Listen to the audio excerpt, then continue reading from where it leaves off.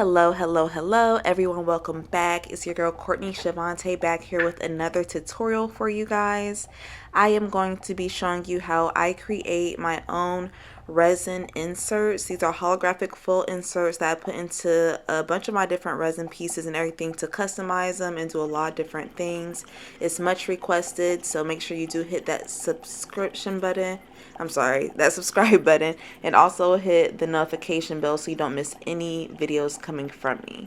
So what we're doing is we're going to be starting with Photoshop. Photoshop is the program that I use. A lot of people can use Word as well.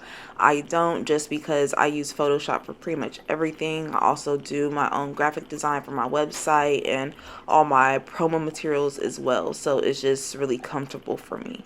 But I'm basically just taking some pre-made inserts that I already had saved and made in my library, and I make sure that I do create them in black. So you want to make sure that it's printed in black because your foil later is going to be kind of fusing to that black laser toner. So from here, I'm just making sure to fill up this entire page. Now the page size is of course going to be 8.5 inches by 11 inches because it's going to be the size of standard paper. The transparency paper that I do already have linked below is in the description in most of my tutorials because it's the typical transparency paper that I use in so many of my videos because I have so many where I am using these inserts. So yeah, you're just going to get this file created. From here, I already showed you how I did like a lot of my black and white ones and everything. I was going to add some lettering here. I wasn't sure what quote I was going to put, so that's kind of what was taking me so long, and what I'm seeing with it on the screen right here.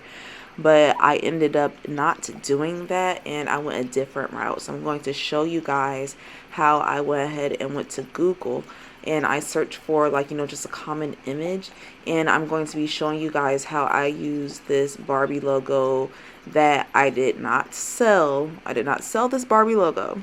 Just want to make that clear. But yeah, so I am using this Barbie logo to show you guys how I kind of transform it. So you're just going to search for the logo, make sure it's a PNG format so that background is already removed. From there, you're going to size it appropriately, then take the tool, the paint tool, and color that black from the original color so that way it's one nice even tone. From there, we're just going to, make sure that we have everything sized correctly. This is the transparency film I was telling you about previously. It's clear, so you can't really see it, but I'm trying to put it in front of my hand. I'm just going to be getting this loaded up to my printer, and then I'm going to be preparing this document to print. So my printer is a little far from my desk, so I do have to move my MacBook over, but I just got that hooked up and I press print it out how I normally would. Alright, and this is what the printer printed out for us right here. As you can see, it's right here exactly how it looked on the paper, on the computer screen.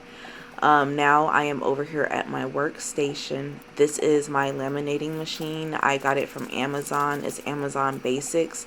Now, I'm not quite sure if it's my laminator sometimes or if it's my printer. I really think it's my printer, but my printer basically gives a little curl to my transparency paper when I run it through that I do not like, and it makes it a little difficult to make sure that this fusing foil that I'm putting on here now is nice and flush.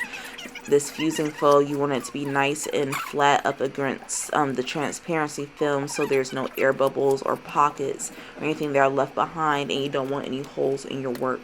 So I'm just going to go ahead and put that through evenly. You don't want it getting cranked up against the sides, and you want to make sure it's straight because you don't want the foil to get caught in the rollers at the top either.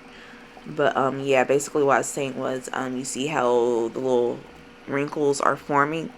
I think that's because the paper is curling up after running it through the printer.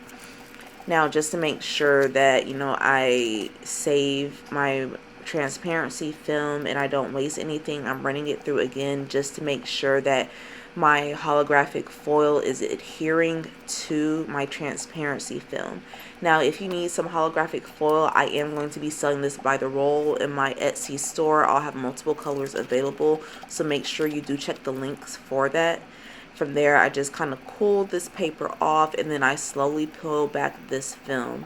And then from there, you're going to see it expose this beautiful holographic gold colored design and everything. I'm going to be using these later. You'll probably see this Doughboy one in a upcoming video that I have and everything. So I'm pretty excited about that. So just stay tuned and everything. I'm going to be showing you guys a better shot of this right quick. Alright, this is up against a more flat background so that way you can see the designs a bit better. As you can see with those wrinkles and stuff I was telling you about in some of these designs, you can see the little black parts of the foil still poking through. But that can be fixed by making sure that it's just extremely flat. But this is basically all that I do. I hope this was really helpful. If you do have any questions, make sure to leave them below. Thank you for watching and I will catch you guys later.